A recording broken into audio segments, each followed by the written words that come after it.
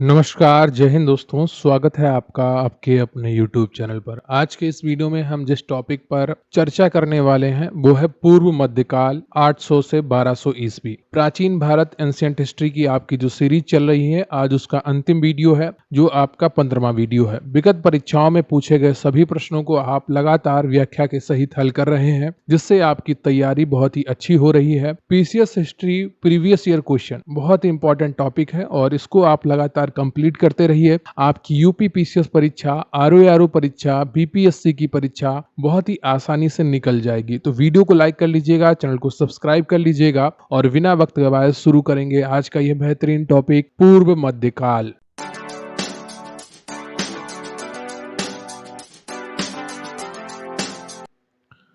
तो अभी हम जो टॉपिक करने वाले हैं वो है पूर्व मध्यकाल 800 से 1200 ईस्वी के मध्य का समय। यहाँ पर आपका पहला प्रश्न है कि निम्नलिखित में से कौन शासक पृथ्वीराज चौहान के नाम से प्रसिद्ध है?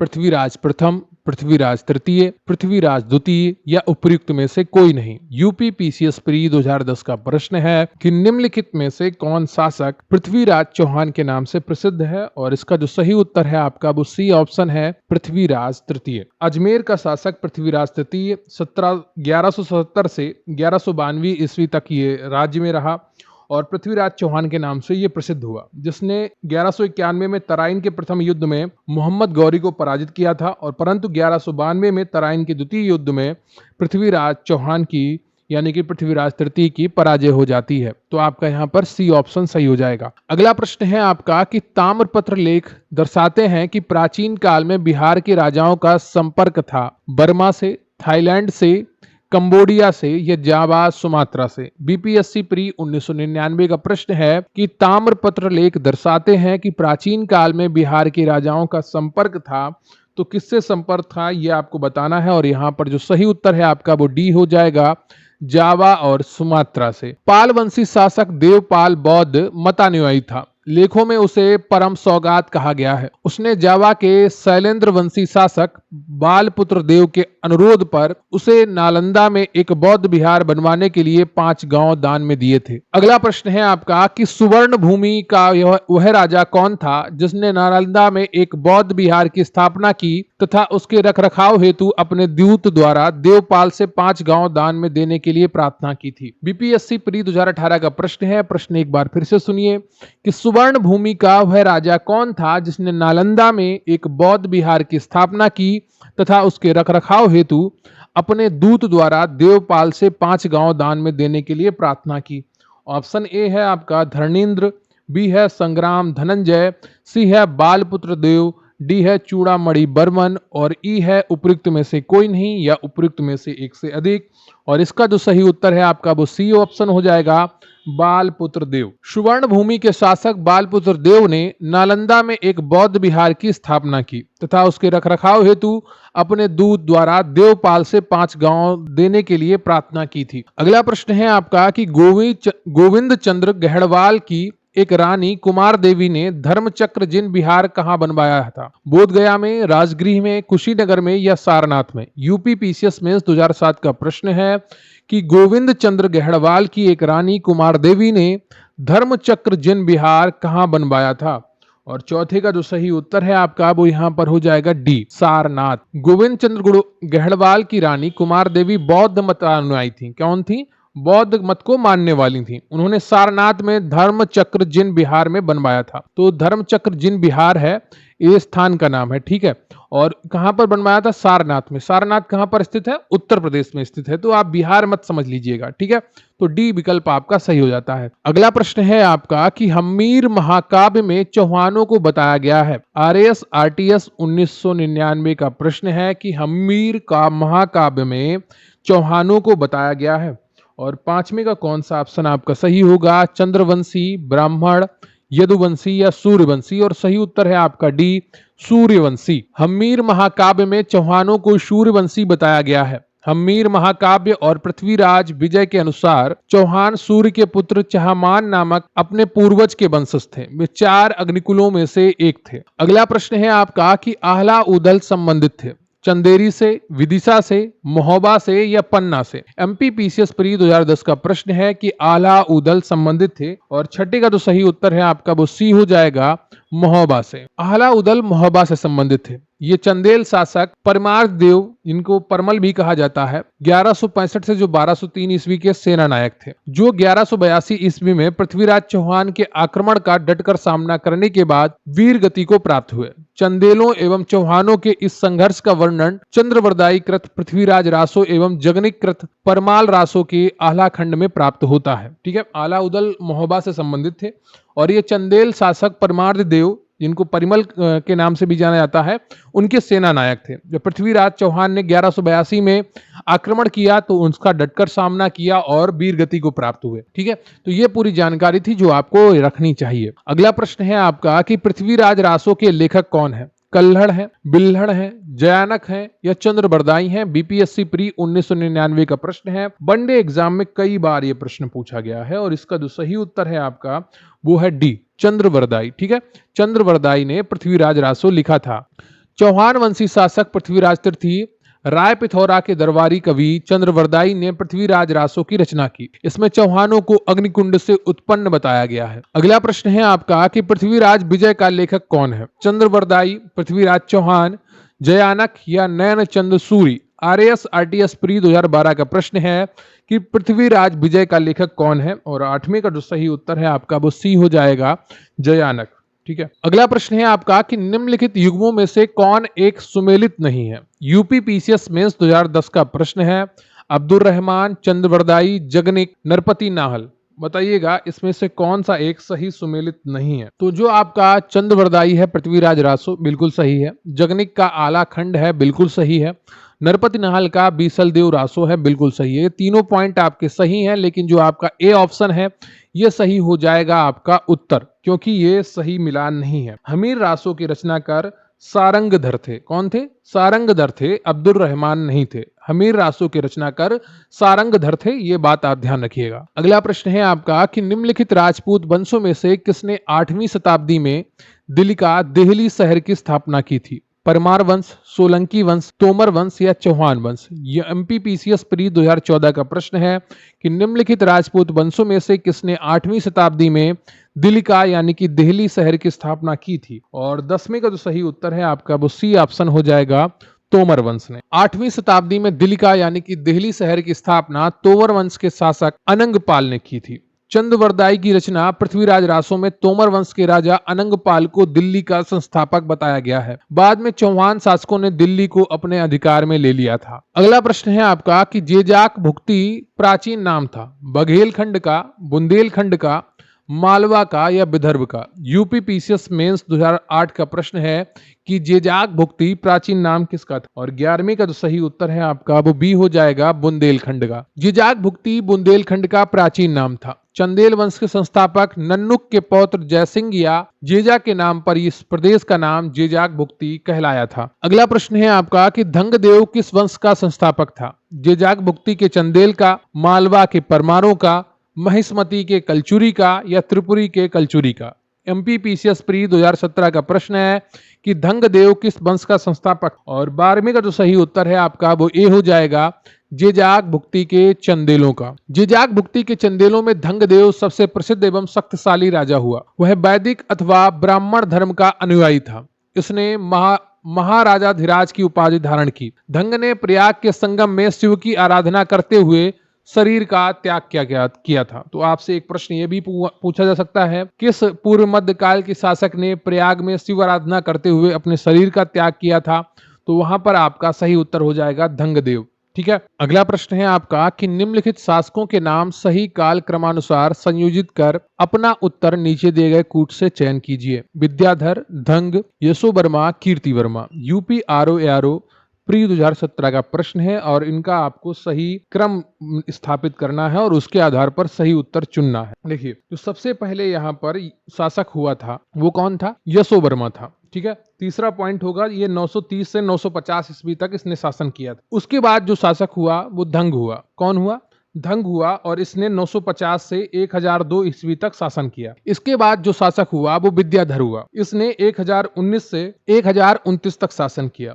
और सबसे लास्ट में आते हैं कीर्तिवर्मा और इन्होंने शासन किया है 1060 से 1100 ईस्वी तक। तो आपका जो सही ऑप्शन होगा यहाँ पर कौन सा हो जाएगा? 3, 2, 1, 4 ए ऑप्शन आपका यहाँ पर सही हो जाता है। अगला प्रश्न है आपका कि चित्तौड़ के त्रिभुवन नारायण मंदिर को किसने बनवाया? राणा प्रताप ने, राजा धंग ने, परमार राजा भोज ने या पृथ्वीराज राजा चौहान ने? बताइएगा कौन सा ऑप्शन आपका सही होगा। चित्तौड़ के त्रिभुवन नारायण मंदिर को किसने बनवाया था? एमपी पीसीएस प्री 2019 का प्रश्न है। और 14वें का सही ऑप्शन कौन सा होगा? सही उत्तर है आपका सी ऑप्शन, परमार राजा भोज ने। परमार राजा भोज ने चित्तौड़ में त्रिभुवन नारायण का मंदिर का निर्माण करवाया था। भोज ने अनेक पुस्तकों की रचना की है। इनकी रचनाओं में सरस्वती कंठ भरण, श्रृंगार प्रकाश, प्राकृत व्याकरण, कूर्म शतक, श्रृंगार मंजरी आदि उल्लेखनीय है। राजा भोज को भारतीय इतिहास का सबसे पढ़ा लिखा राजा माना जाता है और इन्होंने काफी ज्यादा किताबों की रचना की थी और उन किताबों में, उन पुस्तकों में जो नाम थे मुख्य, वो अभी आपको बताए गए हैं। तो इनको अच्छे से आप पढ़िए, कहीं ना कहीं भविष्य में आपको इनसे जुड़े हुए प्रश्न अधिक परीक्षाओं में देखने को मिल सकते हैं। अगला प्रश्न है आपका कि पुंड्रवर्धन भुक्ति अवस्थित थी उत्तर बंगाल में, बिहार में, उड़ीसा में या असम में? यूपी पीसीएस प्री 2012 का प्रश्न है कि पुंड्रवर्धन भुक्ति अवस्थित। 15वें का जो सही उत्तर है आपका वो ए हो जाएगा, उत्तर बंगाल में। प्राचीन काल में पुंड्रवर्धन भुक्ति उत्तर बंगाल के क्षेत्र में अवस्थित थी। पाल, चंद्र एवं सेन राजवंशों के युग में इसके क्षेत्राधिकार का विस्तार उत्तर बंगाल के बाहर भी था। अगला प्रश्न है आपका कि पाल वंश का संस्थापक कौन था? यूपी पीसीएस मेंस 2015 का प्रश्न है। धर्मपाल, देवपाल, गोपाल या रामपाल? बताइएगा पाल वंश का संस्थापक कौन था। और 16वें का जो सही उत्तर है आपका वो सी हो जाएगा, गोपाल। पाल वंश का संस्थापक गोपाल था। पाल वंश एक क्षत्रिय वंश था। वह बौद्ध मतानुयायी तथा नालंदा में उसने एक विहार का निर्माण करवाया था। अगला प्रश्न है आपका कि ओदंतपुर शिक्षा केंद्र निम्न में से किस राज्य में अवस्थित था? बंगाल, बिहार, गुजरात या तमिलनाडु? बीपीएससी प्री 2016 का प्रश्न है कि ओदंतपुर शिक्षा केंद्र निम्न में से किस राज्य में अवस्थित था। और 17वें का जो सही उत्तर है आपका वो बी हो जाएगा, बिहार। ओदंतपुर, जिसे उदनापुर भी कहा जाता है, प्राचीन काल में एक प्रमुख शिक्षा केंद्र था। यह बिहार राज्य में अवस्थित था। इसकी स्थापना पाल वंश के प्रथम शासक गोपाल ने की थी। अगला प्रश्न है आपका कि निम्नलिखित में से किसने सोमपुर महाविहार का निर्माण कराया था? कुमारगुप्त प्रथम, हर्ष, धर्मपाल या विजयसेन? यूपी पीसीएस प्री 1999 का प्रश्न है कि निम्नलिखित में से किसने सोमपुर महाविहार का निर्माण कराया था। और 18वें का जो सही उत्तर है आपका वो सी हो जाएगा, धर्मपाल ने। और धर्मपाल को जो एक उपाधि दी गई थी वो थी परम सौगात। धर्मपाल ने विक्रमशिला तथा सोमपुरी यानी कि पहाड़पुर में प्रसिद्ध विहारों का स्थापना की थी। उसकी राजसभा में एक प्रसिद्ध बौद्ध लेखक हरिभद्र निवास करता था। तारानाथ के अनुसार उसने 50 धार्मिक विद्यालयों की स्थापना करवाई थी, किंतु राजा के रूप में उसमें धार्मिक असहिष्णुता एवं कट्टरता नहीं थी। अगला प्रश्न है आपका कि विक्रमशिला नामक प्राचीन विश्वविद्यालय की स्थापना बंगाल के किस शासक ने की थी? धर्मपाल, गोपाल, देवपाल या Mahipal? Chhattisgarh PCS pre 2011, UP PCS pre 2008, BPSC pre 1999 और यूपी पीसीएस मेंस 1994 में पूछा गया प्रश्न है कि विक्रमशिला नामक प्राचीन विश्वविद्यालय की स्थापना बंगाल के किस शासक ने कराई थी। और 19 का जो सही उत्तर है आपका वो ए हो जाएगा, धर्मपाल। विक्रमशिला के प्राचीन बौद्ध विश्वविद्यालय की स्थापना बंगाल के पाल वंशीय शासक धर्मपाल, जो 770 से 810 ईस्वी तक रहा था, उसने कराई थी।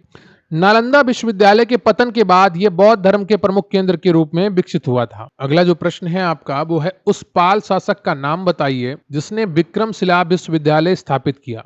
धर्मपाल, देवपाल या रामपाल या Gopal? UP PCS pre 2008, UP special mains 2008 और बीपीएससी प्री 1999 का प्रश्न है उस पाल शासक का नाम बताइए जिसने विक्रमशिला विश्वविद्यालय को स्थापना की थी। और ये एक बौद्ध विश्वविद्यालय था। कौन सा विश्वविद्यालय था? बौद्ध। और इसकी स्थापना बंगाल के शासक धर्मपाल ने करवाई। अगला प्रश्न है आपका कि विक्रमशिला महाविहार की स्थापना किस वंश के शासक द्वारा करवाई गई? पुष्यभूति वंश, बर्मन वंश, सेन वंश या पाल वंश? यूपी पीसीएस मेंस 2005 का प्रश्न है और इसका जो सही उत्तर हो जाएगा आपका डी, पाल वंश। अगला प्रश्न है आपका कि निम्नलिखित में से किस शासक ने विक्रमशिला विश्वविद्यालय की स्थापना की थी? गोपाल, देवपाल, महिपाल प्रथम या धर्मपाल? यूपी आरओ प्री 2017 का प्रश्न है और 22 का जो सही उत्तर है आपका वो डी हो जाएगा धर्मपाल। अगला प्रश्न है आपका कि प्राचीन भारत के एक महान शिक्षा केंद्र विक्रमशिला महाविहार की स्थापना की थी। कुमार गुप्त प्रथम ने, हर्ष ने, धर्मपाल ने या लक्ष्मण सेन ने। UP PCS mains 2002, UP lower special pre 2004 का प्रश्न है कि प्राचीन भारत के एक महान शिक्षा केंद्र विक्रमशिला महाविहार की स्थापना की थी और सही उत्तर है आपका सी धर्मपाल ने। अगला प्रश्न है आपका कि निम्नलिखित में से कौन विक्रमशिला विश्वविद्यालय के संस्थापक थे। UP PCS pre 2015, UP PCS pre 2016। देखिए लगातार बार बार एक ही प्रश्न कितनी बार पूछा गया है और बहुत ही आसानी से आप इसका उत्तर कर पा रहे होंगे। B option Dharmapal. अगला प्रश्न है आपका कि विक्रमशिला विश्वविद्यालय इनमें से आज के किस राज्य में अवस्थित था। मध्य प्रदेश, उड़ीसा, बिहार या झारखंड। झारखंड पीसीएस प्री 2013 में पूछा गया प्रश्न है और 25 का जो सही उत्तर है आपका वो सी हो जाएगा बिहार। अगला प्रश्न है आपका कि निम्नलिखित में से किस या किन राजा राजाओं को जनता द्वारा प्रत्यक्ष रूप से चुना गया। हर्षवर्धन, गोपाल, यशोवर्मन या Nandivarman Pallavamalla. UP RO pre 2021 का प्रश्न है कि निम्नलिखित में से किन राजा राजाओं को जनता द्वारा प्रत्यक्ष रूप से चुना गया था। 26 का कौन सा ऑप्शन आपका सही होगा ये आपको बताना है। तो इसमें कौन कौन से ऐसे राजा थे जिनको जनता द्वारा प्रत्यक्ष रूप से चुना गया था और इसका जो सही उत्तर है आपका वो दूसरा और चौथा होगा। गोपाल और नंदीवर्मन को जनता द्वारा प्रत्यक्ष रूप से चुना गया था। सी ऑप्शन आपका यहाँ पर सही हो जाता है। और इसकी जो जानकारी मिलती है वो किससे मिलती है। धर्मपाल के खालिमपुर अभिलेख से पता चलता है कि मत्स्य न्याय से छुटकारा पाने के लिए प्रकृतियों यानी कि सामान्य जनता ने गोपाल को लक्ष्मी की बाह ग्रहण कराई। पल्लव शासक परमेश्वर वर्मन की आकस्मिक मृत्यु के उपरांत कांची के लोगों ने उसी वंश की एक शाखा के राजकुमार नंदीवर्मन पल्लव मल्ल को शासक के रूप में चुना था। यह हिरण्यवर्मा का पुत्र था। अगला प्रश्न आता है आपका कि निम्नलिखित स्थानों में से कौन सा स्थान पूर्व मध्यकाल में शिक्षा का केंद्र नहीं था। नालंदा, विक्रमशिला, तक्षशिला, उदंतपुर। उत्तराखंड पीसीएस प्री 2016 का प्रश्न है कि निम्नलिखित स्थानों में से कौन सा स्थान पूर्व मध्यकाल में शिक्षा का केंद्र नहीं था और 27 का जो सही उत्तर है आपका वो सी हो जाएगा तक्षशिला। अगला प्रश्न है आपका कि निम्नलिखित में से किसने राष्ट्रकूट साम्राज्य की नींव रखी। अमोघ वर्ष प्रथम, दंती दुर्ग, ध्रुव या कृष्ण प्रथम। आईएएस प्री 2006 का प्रश्न है कि निम्नलिखित में से किसने राष्ट्रकूट साम्राज्य की नींव रखी और 28 का जो सही उत्तर है आपका वो बी हो जाएगा दंती दुर्ग। राष्ट्रकूट वंश की स्थापना 736 ईस्वी में दंती दुर्ग ने की। दंती दुर्ग के संबंध में कहा जाता है कि उज्जैनी में उसने हिरण्यगर्भ महादान यज्ञ करवाया था। अगला प्रश्न है आपका कि निम्नलिखित में से किसने हिरण्यगर्भ धार्मिक कार्य कराया था। मयूर शर्मन, हरिश्चंद्र, दंती दुर्ग या हर्ष। यूपी पीसीएस प्री एग्जाम 2015 का प्रश्न है और 29 का जो सही उत्तर है आपका वो सी हो जाएगा दंती दुर्ग। अगला प्रश्न है आपका कि निम्नलिखित में से कौन अपने पिता के अभियानों के क्रम में सैनिक छावनी में पैदा हुआ था। अमोघ वर्ष राष्ट्रकूट, भोज परमार, धर्मपाल या नागभट्ट द्वितीय प्रतिहार। यूपी पीसीएस मेंस 2013 का प्रश्न है कि निम्नलिखित में से कौन अपने पिता के अभियानों के क्रम में सैनिक छावनी में पैदा हुआ था और 30 का जो सही उत्तर है आपका वो ए हो जाएगा अमोघ वर्ष राष्ट्रकूट। अगला प्रश्न है आपका कि महानतम प्रतिहार राजा कौन था। धर्मपाल, हर्ष, मिहिर भोज या महेंद्रपाल। यूपी पीसीएस जीआईसी 2010 का प्रश्न है कि महानतम प्रतिहार राजा कौन था और 31 का जो सही उत्तर है आपका वो सी हो जाएगा मिहिर भोज। प्रतिहार वंश का महानतम शासक मिहिर भोज था। इसका शासनकाल 836 से 885 ईस्वी तक था। धर्मपाल पाल वंश का राजा था जिसका शासनकाल 710 से 810 ईस्वी तक था और महेंद्रपाल प्रतिहार शासक था। इसका शासनकाल 885 से 910 ईस्वी तक रहा, जबकि हर्ष पुष्यभूति वंश का शासक था। इसका शासनकाल 606 से 647 ईस्वी तक। अगला प्रश्न है आपका कि गुर्जर प्रतिहार शासकों में से किसकी उपाधि आदि वारहा थी। वत्सराज, नागभट्ट द्वितीय, मिहिर भोज या नागभट्ट प्रथम। यूपी आरओ प्री 2017 का प्रश्न है कि गुर्जर प्रतिहार शासकों में से किसकी उपाधि आदि वारहा थी और 32 का जो सही उत्तर है आपका वो सी हो जाएगा मिहिर भोज। ठीक है, सी ऑप्शन आपका सही है। अगला प्रश्न है आपका कि निम्नलिखित ऐतिहासिक व्यक्तियों के नाम कालक्रमानुसार संयोजित कर नीचे दिए गए कूट से सही उत्तर आपको चुनना है। नागभट्ट द्वितीय, Mahipal, Mahendrapal, Vatsaraj, UP PCS mains 2017 का प्रश्न है। तो कौन सा ऑप्शन आपका सही होगा कालक्रमानुसार? तो सबसे पहले जो आपका राजा आता है वो वत्सराज आता है, जो 775 से 800 ईस्वी तक रहा। ठीक है, तो नंबर 1 पर आपका चौथा पॉइंट आएगा और केवल बी में है। ठीक है, तो बी में है तो आपका बहुत ही आसानी से इसका उत्तर हो जाएगा। फिर आपका आता है नागभट्ट द्वितीय, जो 800 से 833 तक ईस्वी तक राज्य किया। फिर आता है महेंद्रपाल प्रथम, और इसने जो शासन किया है वो 885 से 910 ईस्वी तक किया है। और उसके बाद आता है महिपाल, जो 912 से 944 ईस्वी तक शासन करता है। तो 4 1 3 2 बिल्कुल सही जो काल क्रमानुसार है। अगला प्रश्न है आपका कि निम्नलिखित में से कौन सा शासक गुर्जर प्रतिहार राजवंश से संबंधित नहीं है? नागभट्ट द्वितीय, महेंद्रपाल प्रथम, देवपाल, भरतभट्ट प्रथम। तो RAS-RTS प्री 2018 का प्रश्न है। बताइएगा 34 का कौन सा ऑप्शन आपका सही होगा? और इसका सही उत्तर है आपका डी, भरतभट्ट प्रथम। और जो गुर्जर प्रतिहार राजवंश था उसकी स्थापना जो की थी वो नागभट्ट प्रथम ने की थी। ठीक है, अगला प्रश्न है आपका कि महान जैन विद्वान हेमचंद्र किसकी सभा को अलंकृत करते थे? अमोघवर्ष, कुमारपाल, जयसिंह सिद्धराज या विद्याधर? यूपी पीसीएस प्री 2010 का प्रश्न है कि महान जैन विद्वान हेमचंद्र किसकी सभा को अलंकृत करते थे? 35 का जो सही उत्तर है आपका वो बी हो जाएगा, कुमारपाल। अगला प्रश्न है आपका कि निम्नलिखित में से किसे एक नया संवत चलाने का यश प्राप्त है? धर्मपाल, देवपाल, विजय सेन या Lakshman Sen? UP PCS pre 1999 का प्रश्न है कि निम्नलिखित में से किसे एक नया संवत चलाने का यश प्राप्त है? और 36 का जो सही उत्तर है आपका वो डी हो जाएगा, लक्ष्मण सेन। अगला प्रश्न है आपका कि लक्ष्मण संवत का प्रारंभ निम्नलिखित में किस वंश द्वारा किया गया था? प्रतिहारों द्वारा, पालों द्वारा, चौहानों द्वारा या सेनों द्वारा? बताइएगा। यूपी पीसीएस मेंस 2005 का प्रश्न है,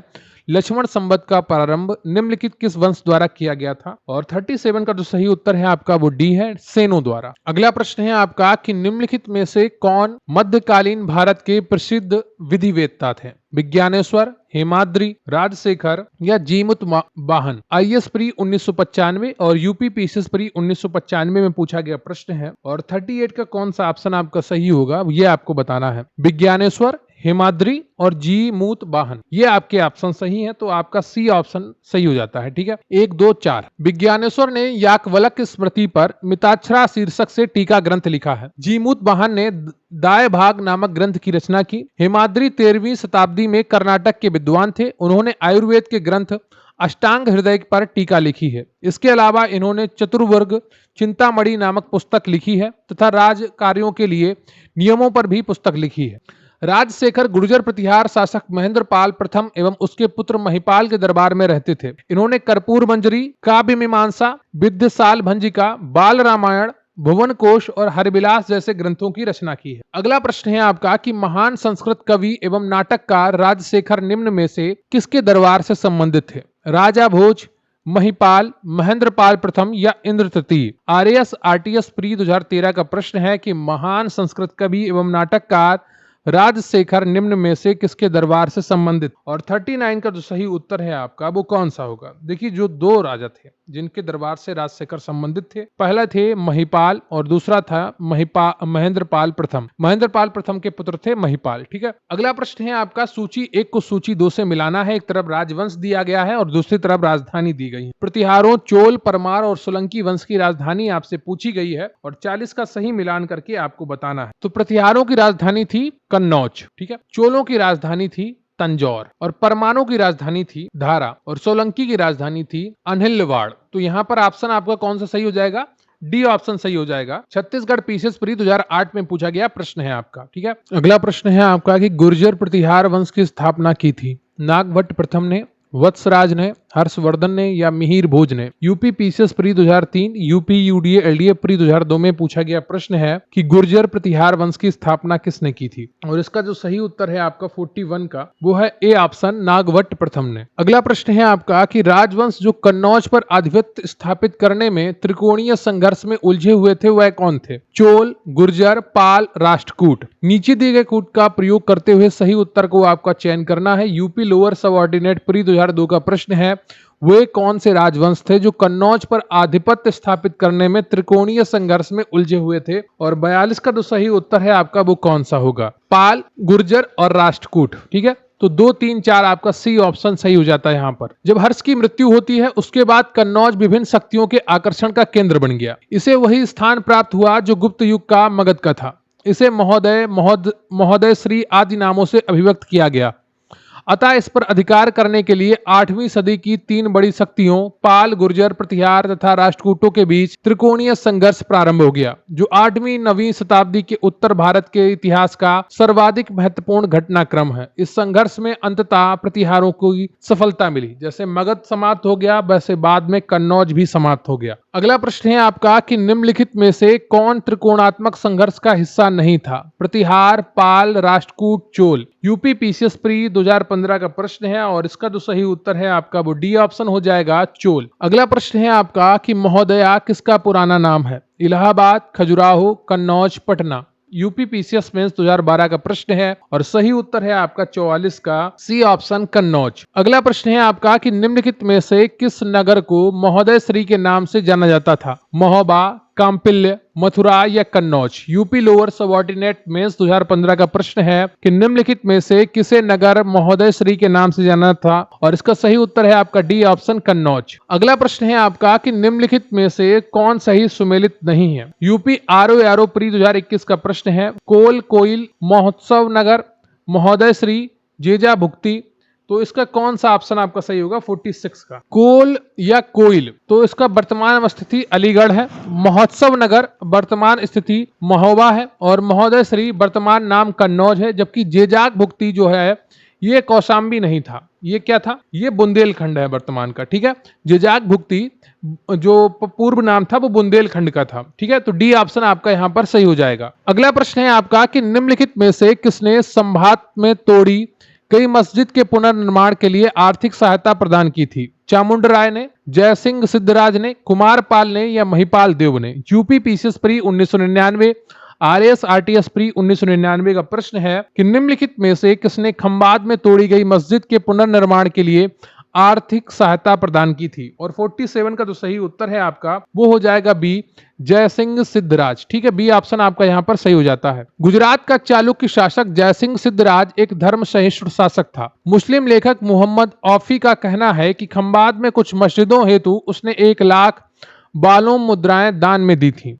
अगला प्रश्न है आपका कि राजा भोज ने शासन किया बस्तर पर, धार पर, महाकौशल पर या उज्जैन पर। एमपी पीसीएस प्री 2010 का प्रश्न है कि राजा भोज ने शासन कहां पर किया था? और 49 का जो सही उत्तर है आपका वो हो जाएगा बी, धार पर। राजा भोज परमार शासक था। परमारों का पहले शासन केंद्र उज्जैन था, तत्पश्चात राजधानी धारा में स्थानांतरित कर दी गई। राजा भोज ने धारा से शासन किया। भोज की मृत्यु के पश्चात विद्वानों ने धारा नगरी के बारे में कहा है अद्य धारा, निराधारा, निरालंबा, सरस्वती, पंडिता, खंडिता, सर्वे भोज राजे दिवंगते। अगला प्रश्न है आपका कि निम्नलिखित में से किसने काल्पनिक वैज्ञानिक उपकरणों पर पुस्तक लिखी है? भोज ने, गोविंद राज ने, चंद्र बर्मन ने या महिपाल ने। यूपी यूडीए एलडीए प्री 2013 का प्रश्न है कि निम्नलिखित में से किसने काल्पनिक वैज्ञानिक उपकरणों पर पुस्तक लिखी है? और 50 का जो सही उत्तर है आपका वो ए है, राजा भोज ने। परमार वंशीय शासक भोज द्वारा कृत्रिम वैज्ञानिक उपकरणों पर लिखी गई प्रसिद्ध पुस्तक युक्तिकल्पतरु है तथा समरांगण सूत्राधार है। भोज ने युक्तिकल्पक तरु में नाव बनाने की विधियों का वर्णन किया है। सरस्वती कंठाभरण, सिद्धांत संग्रह, योग सूत्र वृत्ति, राजमर्तांड, विद्या विनोद तथा चारुचर्या इनकी अन्य प्रसिद्ध पुस्तकें हैं। ठीक है, प्रारंभ में आयोग ने इसका उत्तर विकल्प ए माना था, लेकिन बाद में संशोधित करके इसका उत्तर बी माना है, तो आप बी को भी ध्यान रखिएगा। ठीक है, गोविंदराज, भोज और गोविंदराज।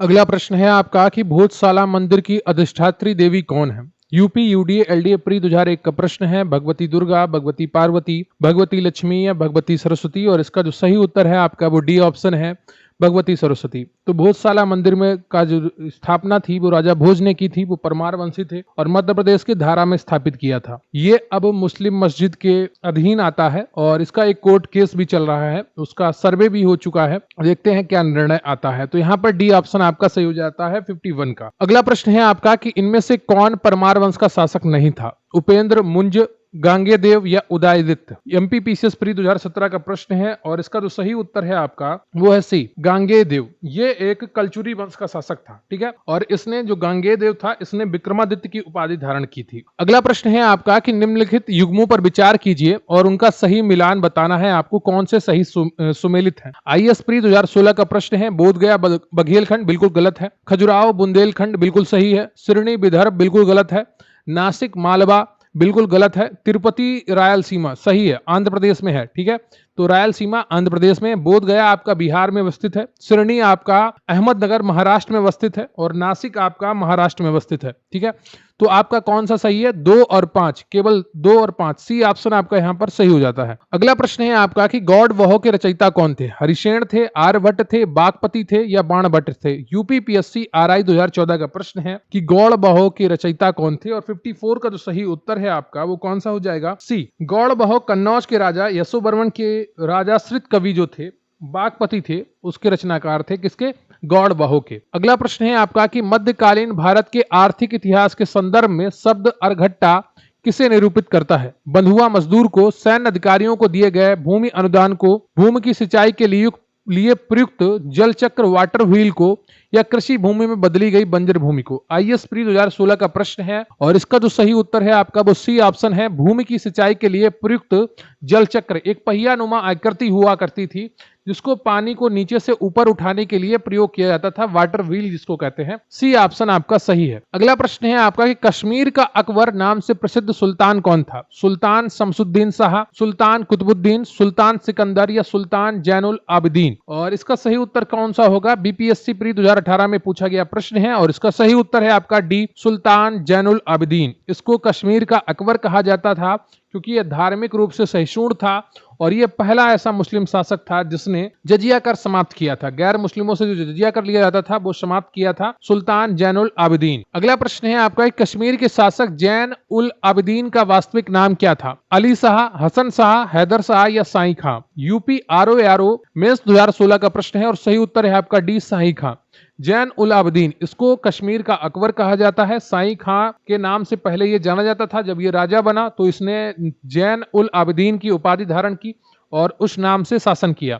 इसने कई हिंदू ग्रंथों का फारसी में अनुवाद कराया, जिसमें जो कश्मीर का इतिहास राज तरंगड़ी है उसका भी अनुवाद फारसी में करवाया। अगला प्रश्न है आपका कि कर्नाट वंश का संस्थापक कौन था? नान्यदेव, नरसिंहदेव, विजय देव या हरिदेव? बीपीएससी प्री 2016 का प्रश्न है और 58 का जो सही उत्तर है आपका वो हो जाएगा ए ऑप्शन, नान्यदेव। अगला प्रश्न है आपका कि कर्नाट वंश का अंतिम शासक कौन था? हरि सिंह, राम सिंह, मती सिंह या श्याम सिंह? बीपीएससी प्री 2016 का प्रश्न है कि कर्नाट वंश का अंतिम शासक कौन था और 59 का जो सही उत्तर है आपका वो ए हो जाएगा, हरि सिंह। और हरि सिंह ने ही पंजी व्यवस्था की शुरुआत की थी। अगला प्रश्न है आपका, कुरुसपाल शिलालेख में किस राजा के बारे में जानकारी मिलती है? हर्षगुप्त, महाप्रवर राज सोमेश्वर प्रथम या महाशिवगुप्त बल्लार्जुन? छत्तीसगढ़ पीसीएस प्री 2020 का प्रश्न है कि कुरुसपाल शिलालेख में किस राजा के बारे में जानकारी मिलती है और सही उत्तर है आपका सी, सोमेश्वर प्रथम। छत्तीसगढ़ के बस्तर रियासत के कुरुसपाल गांव से सोमेश्वर प्रथम का शिलालेख प्राप्त हुआ है। संस्कृत भाषा में रचित यह अभिलेख 39 पंक्तियों का है। इसमें सोमेश्वर द्वारा ग्राम दान का विवरण प्राप्त होता है। तो आपका ये कंप्लीट होता है पूर्व मध्यकाल 800 से 1200 ईस्वी तक जो चला था।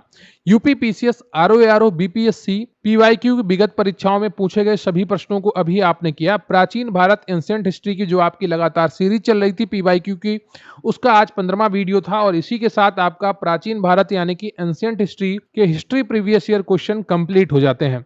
तो वीडियो को लाइक कर लीजिएगा, चैनल को सब्सक्राइब कर लीजिएगा। ये 15 वीडियो बहुत ही महत्वपूर्ण है, इनको बार बार देखिए और अच्छे तरीके से पढ़िए और अपने दोस्तों का साथ शेयर करिए। और मैं कोशिश करूंगा कि इन सभी वीडियो को एक वीडियो में कंबाइन करके आपको पूरा टॉपिक एक साथ कराया जाए। तो वीडियो को लाइक कर लीजिएगा, चैनल को सब्सक्राइब कर लीजिएगा। Thank you very much. जय हिंद, जय भारत।